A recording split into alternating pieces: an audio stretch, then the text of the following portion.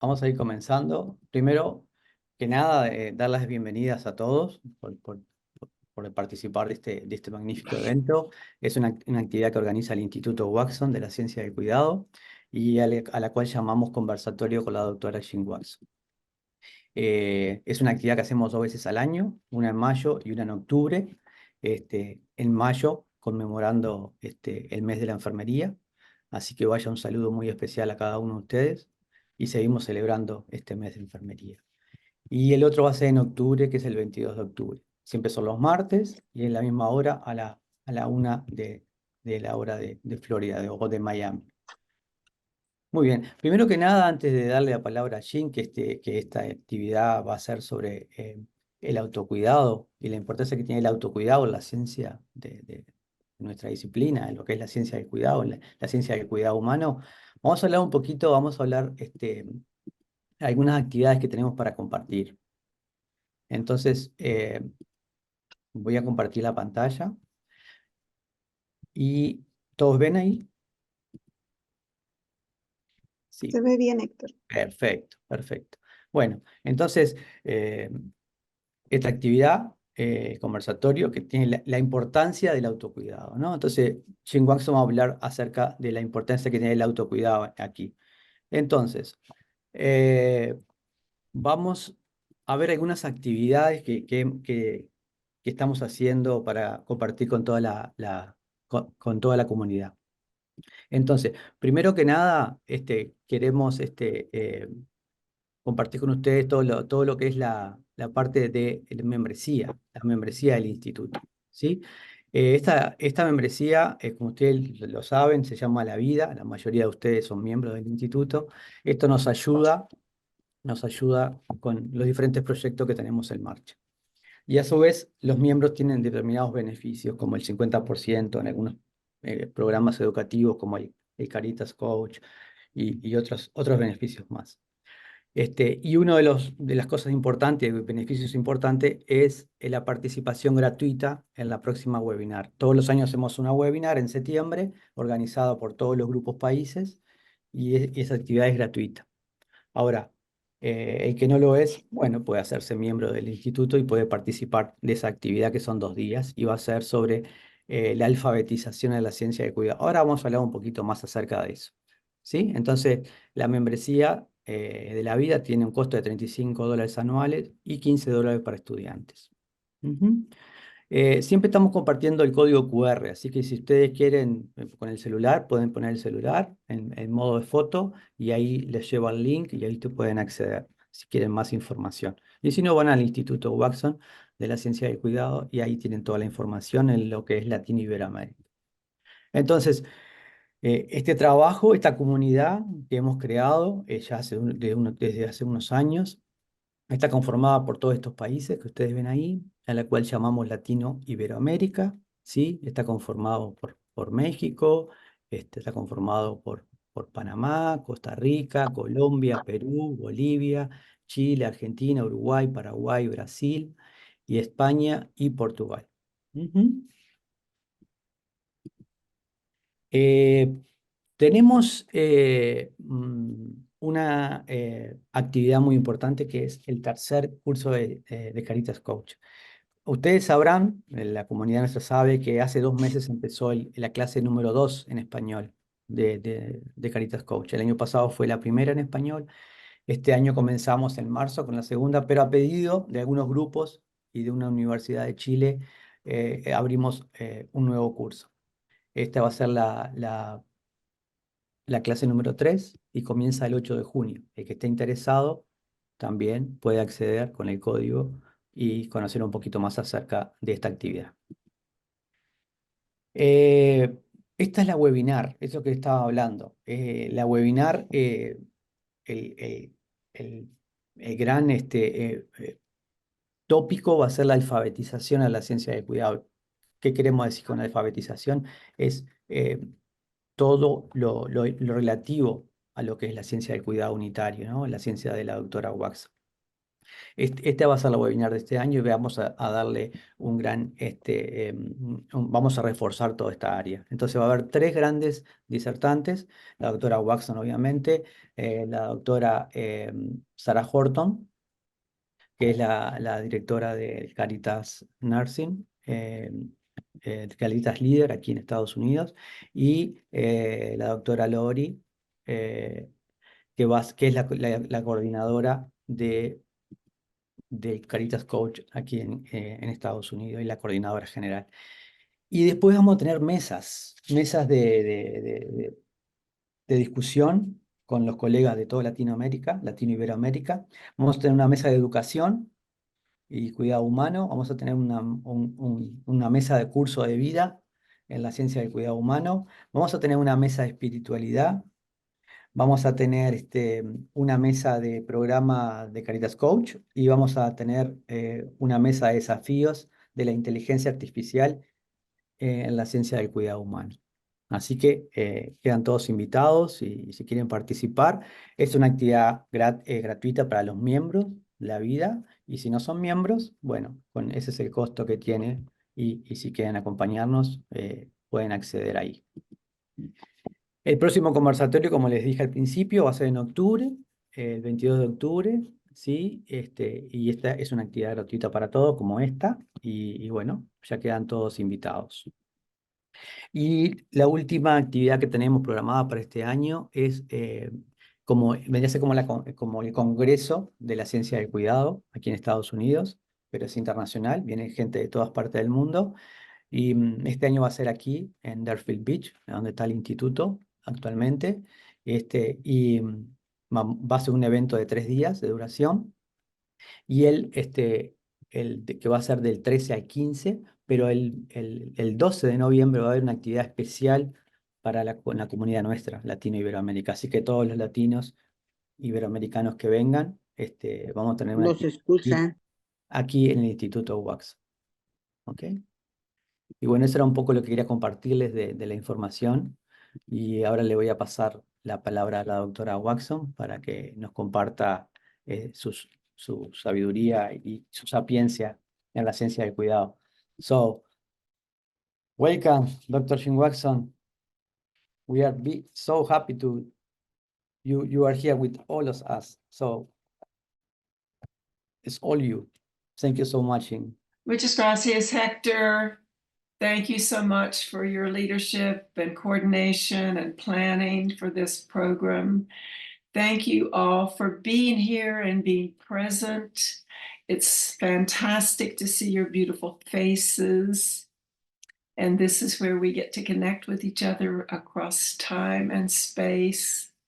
And it's lovely to be here with you and to reconnect with our being and our becoming and our belonging to this greater field that unites us across time and space. So it is my understanding that this occasion is for a conversation, and it's about self-caring and self-healing and self-knowledge and self-connect that unites us for our own evolution of consciousness, our evolution of Caritas consciousness. So part of the journey is we can't be in the paradigm unless we are living out the theory. And the living out of the theory, the living out of the science, the living out of the ethics and the theory and the science and the philosophy and the values of this work starts with self. So what we are now facing is a crisis of humanity in our world. And we, as 27 plus million nurses and midwives in the world, have a greater responsibility to help advance ourselves because we're in a quantum universe we're at a unitary field of awakening that everything is connected. So whatever we're living out for ourselves, whatever we say to ourselves, whatever rhetoric or script or mantras or consciousness we keep doing to ourselves, we're also putting it out into the world. So now we have to be really mindful, really quiet down the mind and open the heart so that we're much more aligned with our own consciousness, knowing that we are the field. We are the instrument. So we can't be in a caring, healing model if we're not living the consciousness, if we're not journeying the path to help us to evolve to this higher consciousness. Now, how do we do that? How do we do that? When all around us we're bombarded with negativity and crisis and controls and trying to fix everything. And all this lower vibration energy surrounds the world right now. It's as if the world is going through a spiritual crisis. The globe is going through a spiritual crisis. And we can't contribute unless we have our own journey of self-evolution, of our self-caring, of our self-healing. And we're all in this together. Healing is not an end point. We're always journeying, we're always healing, continuously healing, because when we step into this space and have this higher vibration feelings of compassion and caring and patience and forgiveness for ourselves, then these feelings are higher frequency vibrations affecting the whole field around us. So in very concrete micro practice ways, whatever we're living becomes the field. So if we're hard on ourselves and we keep blaming ourselves or judging ourselves or saying negative unconscious things to ourselves without catching it, then we're contributing to the problems of the world. It's that simple. So by having and holding space to empty out, to be quiet, to quiet the mind and open the heart, then we're more able to hear ourselves, to hear our higher selves, to actually connect with our right ways of being it for ourselves, to be in harmony with our own alignment for our own soul, so to speak. And we do that by a multitude of avenues. It's as open as you are as possibilities for how you engage in your own self-caring. It can be very formalized as a formal meditation every day, 2 or 3 times a day. It can be being in nature because nature heals. It can be journaling. It can be art. It can be music. It can be walking. It is as open to possibilities as you are that calls you to quiet the mind and be present to that which is greater than yourself, to this infinite field of universal love that holds everything in her hands. So each one of us now is called to be still, to be present to yourself, to listen to your heart, and get out of your head. Our head is running us. Our head is controlling us. Our head is keeping us in a fear, distrust, trying to make everything right, trying to hold everything together, trying to control our lives. When in reality, we're not in charge. The universe and a broader process of our being in the world is unfolding every single moment.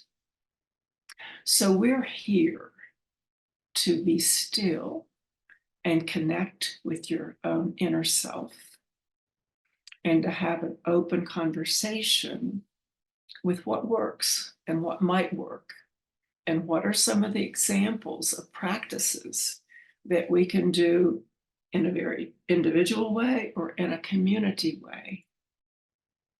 So I'll just say a few more words and we'll open up the space for anyone else to contribute.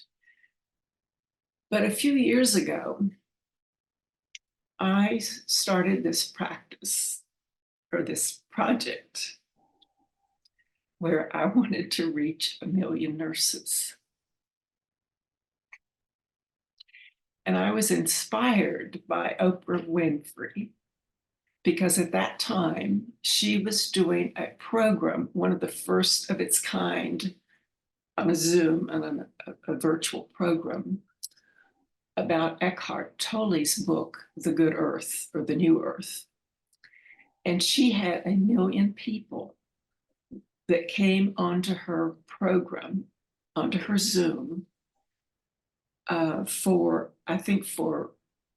every once a week for a month or so, where they literally just read chapters from her book, from Eckhart Tolle's book, and they had discussions about it. But the idea that 1 million nurses or 1 million people were connecting around a shared vision was very exciting and inspiring to me. So at that time, I was traveling all over the world. I had been in as many as 18 countries in 1 year. I have been around the globe for more than 15 times now in my career. And I was inviting people into this higher consciousness to participate in 1 million nurse project. That has not happened, but it's still in the field, waiting to happen, waiting to manifest. So when we come together like this, we're contributing to this infinite field. We're putting higher vibration energy into this universal field, which we now know has great impact. In a quantum universe, any small act has great impact. We may never know the outcome. We may never see it, but it's out there in the field. Another example is every book I have written has been at least 10 years ahead of itself. It's already in the field, but people haven't caught up with it. But once it's in the field, it's just waiting for people to evolve and become more conscious of it. And that's what's happening now. Nursing globally is ready to enter into that field that's been waiting for us to step into. But again, it starts with self, because we are the instruments for manifesting this energy. We are creating our own destiny in this moment. So I'll tell you some of my practices. I pay attention to the thoughts that come to my mind. I try to stop them or change them if they're negative, because energetically, you cannot hold fear and love simultaneously in your mind, in your heart. So once you shift your energy from fear or control or negativity into a pause and into something that's patience, that's compassionate for yourself, that's forgiving, you instantaneously shift your consciousness. You simultaneously are shifting your heart coherence. You become more coherent. You come into a more soothing, quieting space where you can be more authentically present in the moment rather than reacting. So that's one simple thing, to pay attention to your thoughts, because thoughts carry energy. Sì, Andy. Did someone have a question? I heard someone speak. No. Oh, go ahead. Go Okay. ahead there. Yeah. Somebody has their microphone.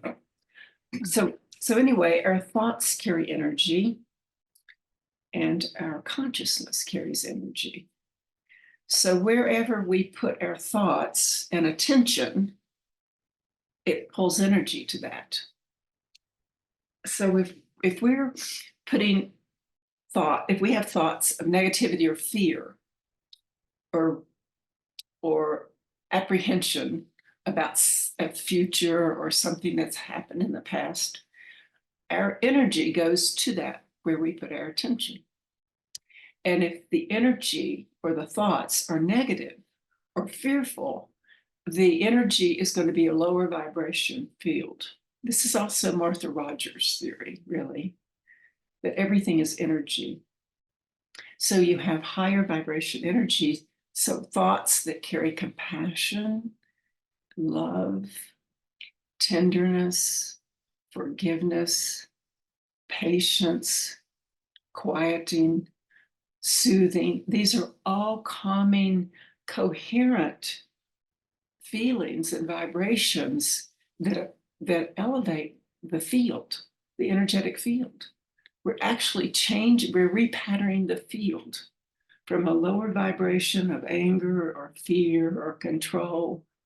And we do that by, first of all, being quieting the mind, stopping mid-sentence or mid-step and listening to yourself and repatterning your own thoughts, shifting your thoughts from fear to trust, to love, to compassion, to patience, to faith, to trust that you're not in charge all the time.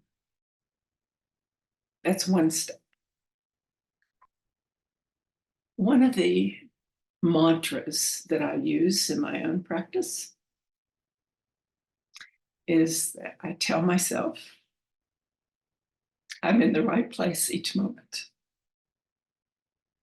Because, we get anxious. We're late for something or we've got something scheduled and we're trying to catch up with ourselves. But as soon as I say that to myself in my mind, it just like, boom, I'm present. Because we can't be anyplace else anyway. We have to be just, I'm in the right place each moment. And it just kind of grounds me and centers me. And when we can do that, along with this open-hearted, empty mind or quiet mind, then we're open to what's emerging. Then we're alive. We're more present to the moment. We're not letting life pass us by worrying about or falling backwards or falling forward. We're not present. So all we have are these moments. So within the conversations on self-caring, we have to pay attention to how are you showing up? How are you present to yourself first? And then what are the simple acts and ways of being and becoming and even belonging to that which is greater than ourselves that allows us to come back to what's foundational for ourselves and our world? That's that veritas, the values that are timeless, eternal, universal that we bring to this field of life for humanity. So, other practices, paying attention to the mantras that we carry in our mind, like trust, everything's in order. Everything is in divine order. We can't control everything. So sometimes we have to be open. So another practice of mine is to surrender. Surrender. Surrender to that which is greater than ourselves, that something else is happening in ways that we may never know and is greater than anything we might imagine. So we get blessings on top of blessings on top of blessings in the midst of something that seems like a crisis. But we can't be there unless we open up space for that, for the miracles. So I know some of you had some specific questions that you asked and submitted in advance. Is that correct, Hector? You want me to maybe address those questions? Yes, we have some questions. We start with this and later we continue. So, bueno, para seguir, tenemos algunas preguntas que ya están planificadas, que algunos colegas nos enviaron, entonces voy a compartir. Primero es un video de una estudiante chilena que nos mandó Oh, she's asking herself.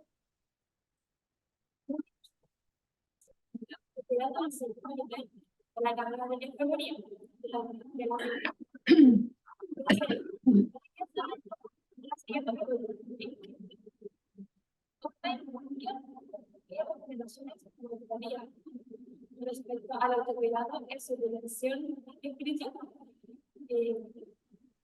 Le mandamos Bien, bueno, muchas gracias Antonia Valdés por esta pregunta. They can hear in Spanish, so I repeat the question in Spanish first and later you say English, okay? Okay. Ella pregunta, ¿qué recomendaciones nos daría para que los estudiantes desarrollen su autocuidado espiritual? Eso fue lo que Antonia Valdés de Chile nos preguntó. So, now you ask the question in English, Julie. Thank you. Thank you. So muchas gracias, Antonia. Thank you, Antonia from Chile. And welcome to all the students that I see here today. It's really beautiful to see you. You are our future. Hooray. Antonio asks, what recommendations would you give us for students to develop their own spiritual self-care? Well, thank you, Antonio. It's lovely to see your face and to have you ask this question live and to actually represent the question that many students would have, as well as practicing nurses. I want to say, first of all, as a backdrop, that part of this self-care for students has to, some of the responsibility has to start with the philosophy and the values and the pedagogy and the theories that universities and colleges use as the entrance into students' life as a practicing nurse. Aside from that, because it's rare that you're getting the fullness of the educational paradigm of the existing structures, unfortunately, are not oriented toward the caring and healing needs of the students in the way that they need to be in order to prepare caring and healing practitioners for the future. So it often leaves the responsibility for the student, him or herself, to engage and develop their own self-practices. And you can do this by creating space and time for yourself.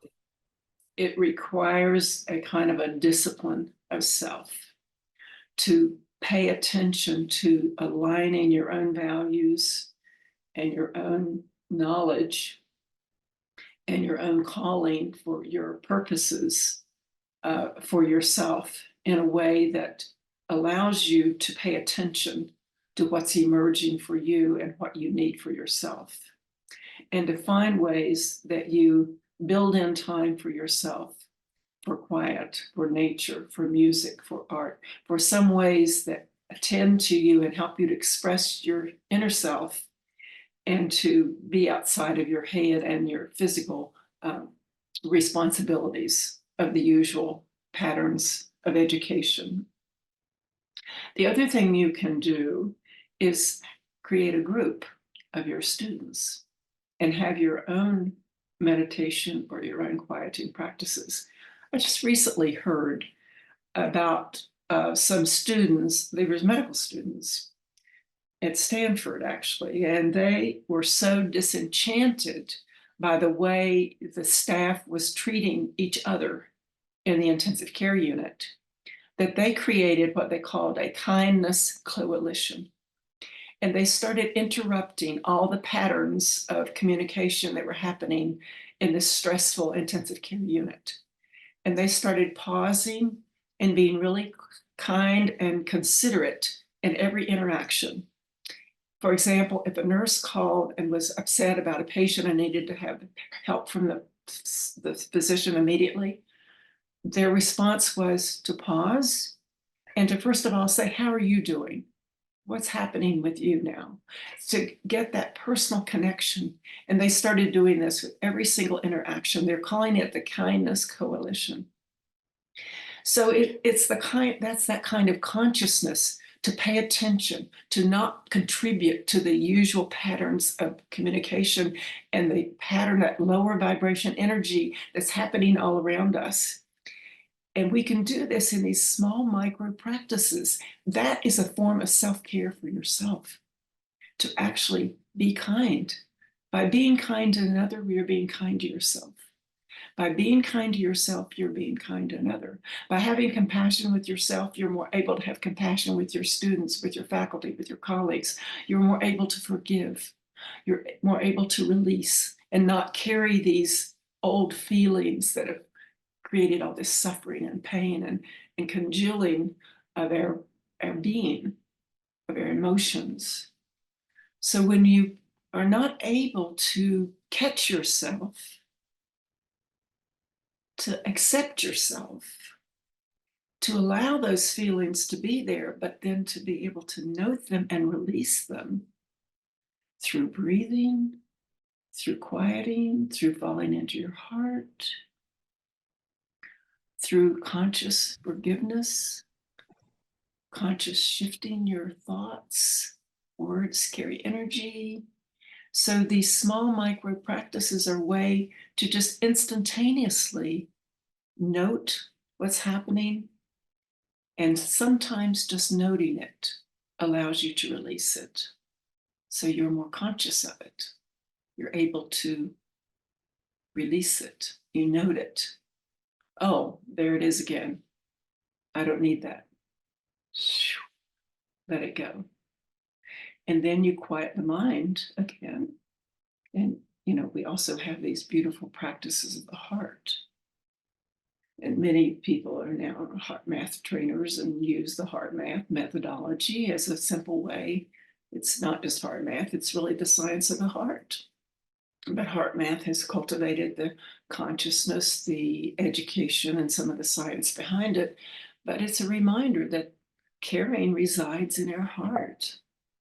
Compassion resides in our heart. Forgiveness resides in our heart. Yeah, somebody muted me. So in any event, I forget what I was saying. The very source of love is in our heart. So when we are wanting to have caring, compassion, healing practices, and we're working from our head with the ego and the fear and the control and all of the anxiety, then we shut down the very source of what we're trying to accomplish. So back to Antonio's question, is that for having students to develop their own practice becomes essential, because we can only advance the profession to the extent that the individuals within it advance themselves. In other words, you practice who you are. You teach who you are. You administer who you are. So if you haven't evolved to this higher consciousness to take care of yourself, then you actually can be contributing to this bioacidic field that we're all kind of trying to work our way out of as part of this spiritual crisis of the globe right now. So it starts with self, and we have to be able to make space for your own self as a student. And ideally, if you can do it with a group of students and you commit to yourself and commit to a shared practice among yourselves, you commit to a Caritas conspiracy among yourself, you can start seeing how the change starts happening by just you changing your behavior and your ways of interaction. Because when you practice from this heart-centered, evolved human with a higher consciousness of energy, a higher frequency, you're literally energetically repatterning the whole field around you.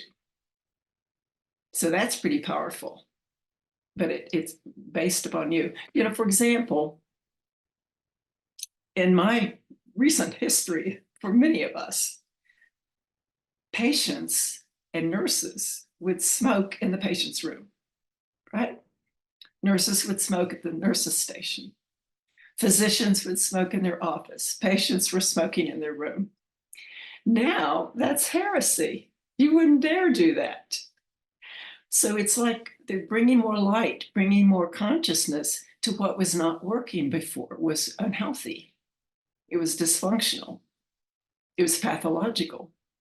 Now, energetically, if you're not in right relation with yourself when you enter that space with another person, then you are like smoking in the patient's room.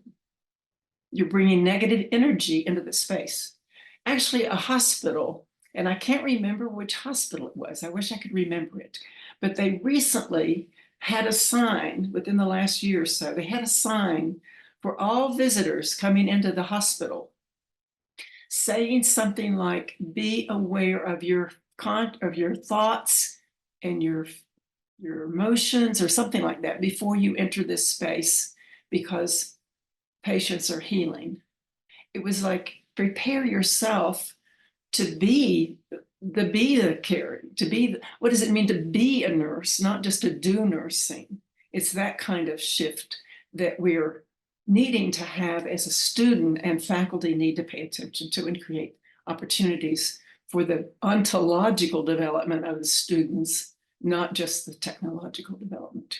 And that's a crisis right now that's going on in education, that even education at the national level is having to wake up to this, because they're still developing protocols and conforming to education system, conforming to clinical systems, which are totally broken.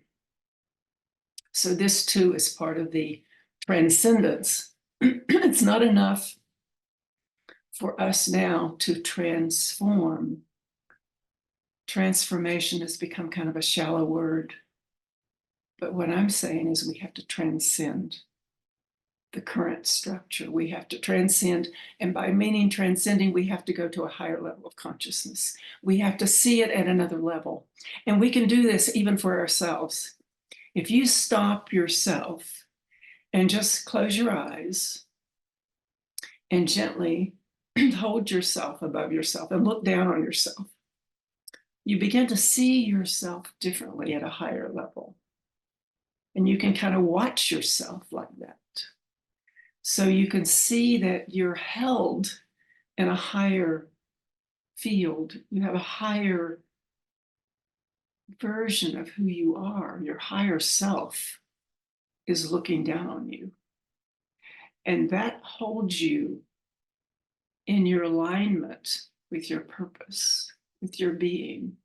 It gives you solace from all the fear and the worries. There's something there greater than yourself for your being here.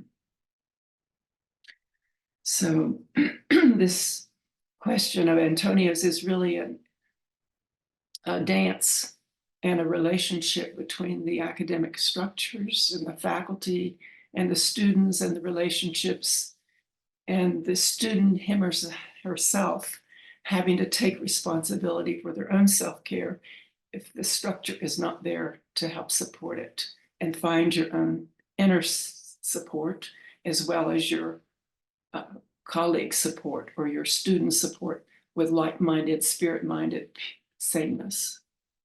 That's one way forward. So let's take a really deep breath, everybody. Whew. Just a cleansing breath can help change the field too. Just let go of anything I said.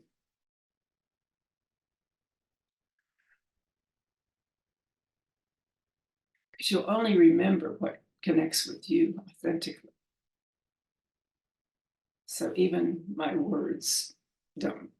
My words carry energy, so they're important. But you are the ones that are receiving it. So it's only what you receive and what is alignment with you that you will remember. So you can just breathe in and release, breathe out and release, so that you can be aligned with what's working for you, what's right for you. There's no one prescription for this work in our world. We each have our own journey, our own path, but we can learn from each other. We can learn from each other. I have a colleague who says we have a responsibility to share our practices with each other so we can help each other. So I'm going to pause, and if we can go to Diana's from Colombia, her question. Yes, the next is Colombia. Maybe I share it first in Spanish and later you respond in English, okay? Okay. So we put the question in Spanish for the people to understand.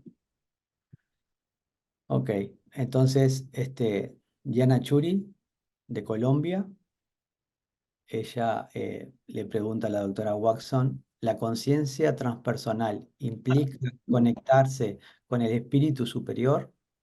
¿Cómo fortalecer día a día esta conexión y vencer los obstáculos que aparecen en la rutina diaria que puede alejarnos de esta conexión? Entonces le voy a dar la palabra a Julie. You can say to your mother in English, please.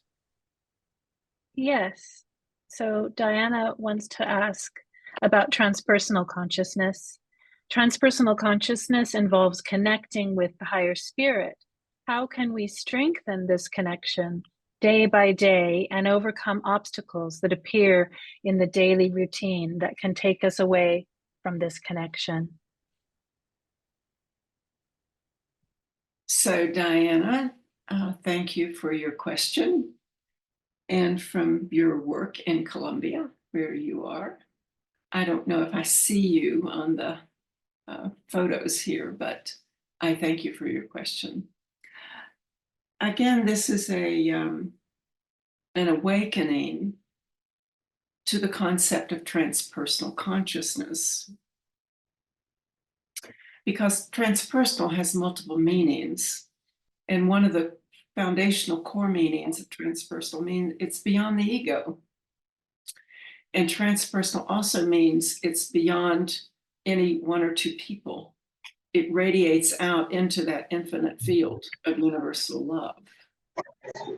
So when you are asking about connecting with the higher spirit or the higher consciousness, transpersonal is present. That is what is happening in a given moment, but you have to become aware of it.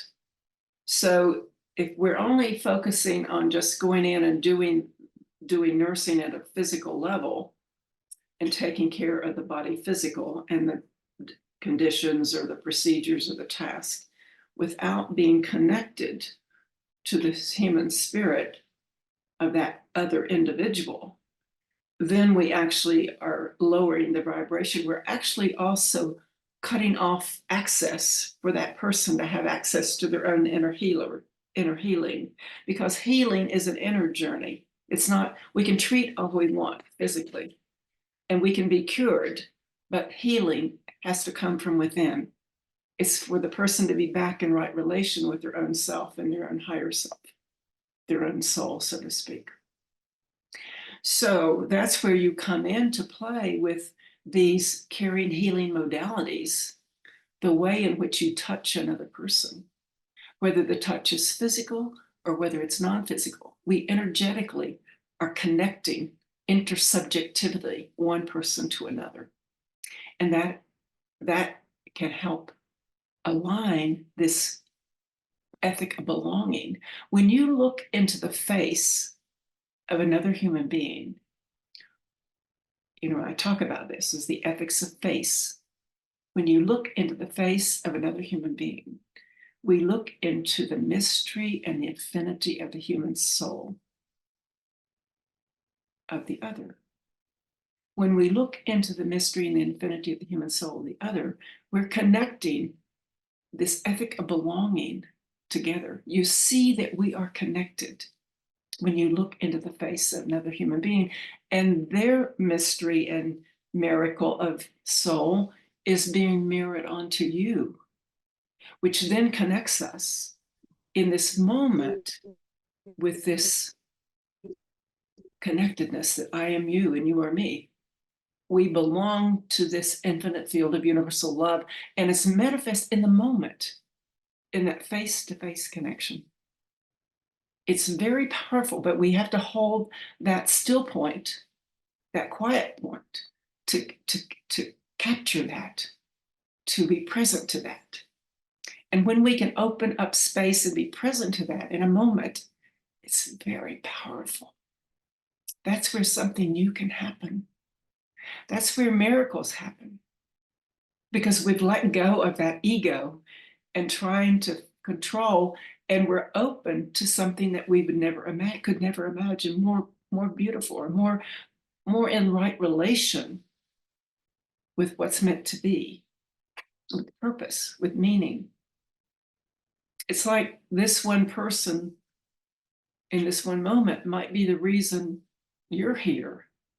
But when we're there together, the patient might be there to teach you something.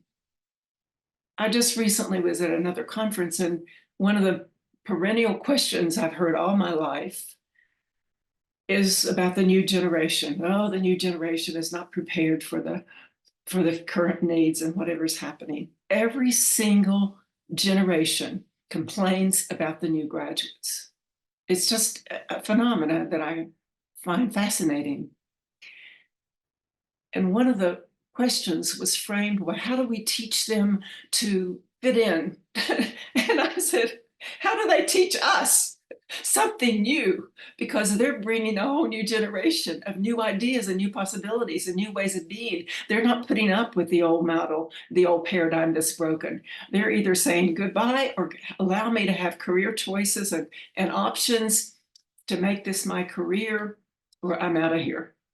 So that's another reason to explain, or another explanatory reason for why we're not keeping young nurses in the field in nursing. They're leaving the profession unless we give them purpose and meaning and opportunities to make it a career choice for advancement and meeting their alignment. So they get to translate their gifts and talents into these multiple options of how we can be of service to humanity.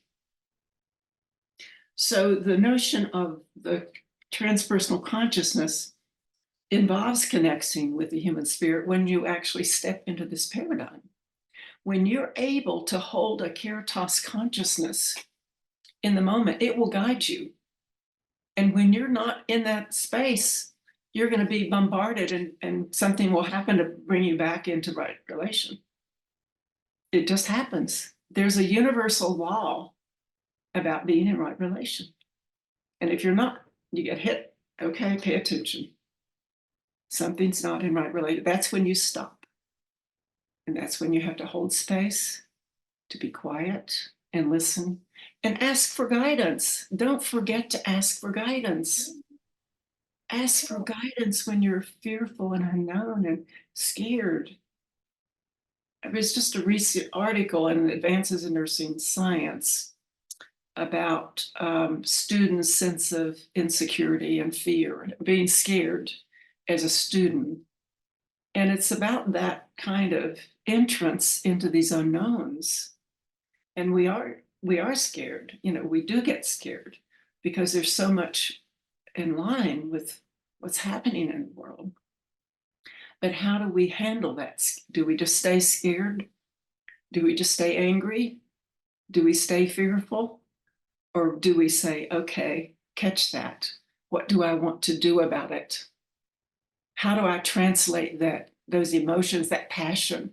You know, Nightingale had this quote that I love. She says, why have passion, intellect, and moral ideals and no place in which to place them? So we bring this passion, this intellect, these moral ideals in to inform moral practice. And this informed moral practice is practice informed by a caritas consciousness, by caring and love. It is informed by this ethic of connection and belonging. It is informed by our being and becoming. It is informed by the ethics of face and facing our own humanity, and therefore facing the other's humanity. It's informed by the ethics of hands, that we actually hold another person's life in our hands. So it challenges us to evolve to this higher dimension so that we can hold this humanity in our hands. That's why nursing exists. What other profession is offering this? It's nursing. It's nursing a la caring science, a la quantum universe, a la unitary field, a la evolved human, evolved nurse. That's the difference. It's not just a nurse is a nurse is a nurse. It's an informed nurse. So the world is waiting for us. It's ready for us. It's needed more than ever. But we have to cultivate, whether we're a student or faculty, a leader, we have to take chances. We have to be courageous. We have to give voice and language to our phenomena and our responsibility. And we have this obligation to contribute to our own evolution. And the more we evolve individually, the more we're able to bring this to the world. Whether it's right there in front of us in our day-to-day actions or relationships, or whether we're able to give voice and language to it in these micro and macro ways in our systems. Like I know Diana in Alicia is doing all these projects that are translating nursing theory into caring healing practices and energetic caring healing modalities. It's like these very concrete steps. Whatever your position is, whatever your find yourself located, you use that as a form of leadership, because we're all leaders. So when we can have the courage to give voice and language and articulate what it is we have to offer and create new space where it can actually happen and be manifest, then that's when we know that we're making a change. And it may not be immediately. We may not see it right away, but we have to know it's already in the field. So I think we need to take another deep breath, and I think we had a couple more questions. So do you want to switch to the other question? Thank you, Jean. Mabel, hi Mabel, I saw you earlier. You, Mabel, I or see. Diana was, you met Diana in Chile. I know I met Diana in Chile. She's a Caritas coach, yeah. Okay, the next is maybe we can put the two questions. Okay, tenemos dos preguntas más que las vamos a tratar de hacer juntas porque no tenemos más tiempo. Entonces, tenemos la de Mabel Guevara, de Perú, que nos consulta cuál es la diferencia y dónde se debe profundizar y cómo establecer el autocuidado en una práctica cotidiana para la enfermera, sobre todo en la parte de espiritualidad. Entonces, hace foco la parte espiritual, como lo hace también Adriana de Uruguay, Adriana Silva, que nos pregunta, ¿se podría decir que el amor, bondad, es un estado natural del ser y vivir? Vamos a ver si Jean nos puede hacer un resumen cortito de todo esto. So, Julie, can you send the question, but maybe we put together? But we have only 5 minutes more, so it's about spiritual thing. Maybe we send the question, and maybe she can have a resume. Yes. I'll I mean, respond. Yes. Yeah.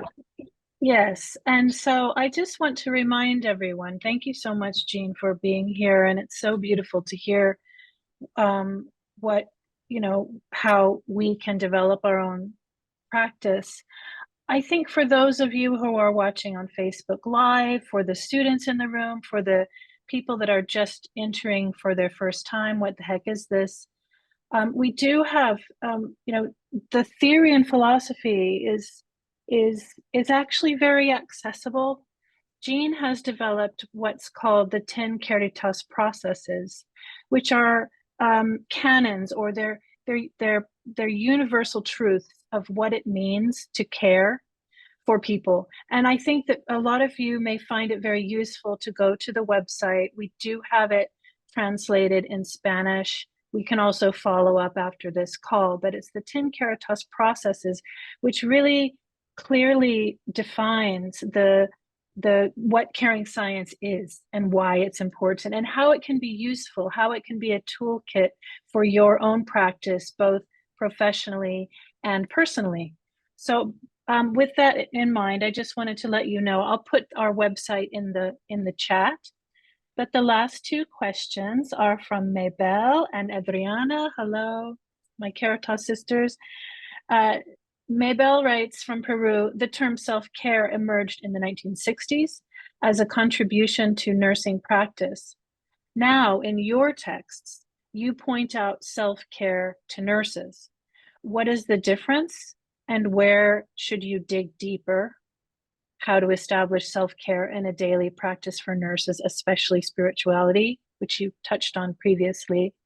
And Adriana asks, could it be said that loving kindness is a natural state of being and living? Thank you. Okay, thank you, Mabel, and thank you, Adriana. It's lovely to see you both there as Caritas coaches and participants in this bigger field. Sometimes even your questions are elevating our consciousness to bring us to another awakening. And I think I'll answer these two together. And I also want to just pick up on what Julie was saying about the Caritas processes and the website, that we also have some books in Spanish, and I'm going to be working more to get those more available to all of us in another way as possible. We'll keep you exploring that. So the notion of self-care and its change in terms of from the early 60s to now is the difference that one was just like giving lip service to it, in contrast to a real conscious, intentional attention to self-caring. And the other connection with that is that it requires the more sophisticated educational model of paying attention to the caring and healing practices and the ontological development of the nurse student and the nurse person. And that is part of the evolution of the discipline of nursing. And to clarify that we have evolved significantly as a discipline, and there is a difference between the discipline of nursing and the profession of nursing.